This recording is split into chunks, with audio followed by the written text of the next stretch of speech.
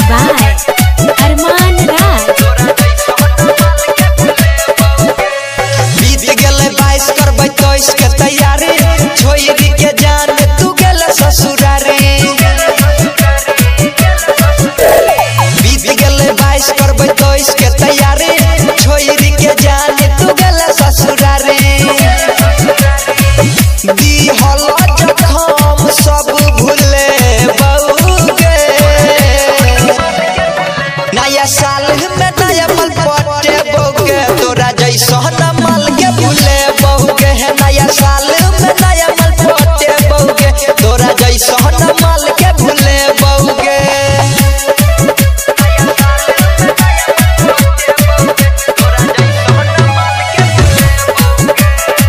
Singing by Aatish Yadav.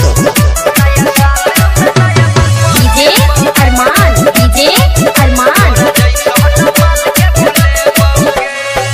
तोरा जैसन छौरी के कखनो देनी न हम भाउगे, खाके मुर्गा पी के बियर भीतर से रहै छै ताउगे।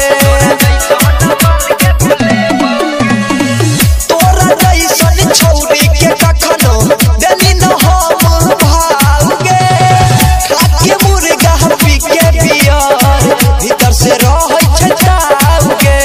देला हम मोबाइल छौरी फेंक के जई है, चुम्मा वाला वीडियो छौरी डिलीट करके जई है। कुंवर वाला माजा के करो ने कोई है के, नया साल में नया मल पटे बोगे, तोरा जैसा न माल के भूले बहुगे।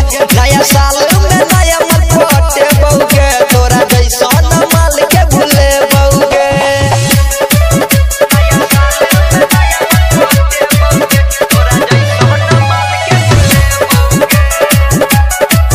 Singing by Aatish Yadav. DJ Arman, DJ Arman. जखन तोहर याद गए पी लेबै हम दारू, नया साल में खुशी के दिन छै, खोज लेबै मेहरारू। जखन तोहर याद गए पी लेबै हम दारू, नया साल में खुशी के दिन छै, खोज लेबै मेहरारू।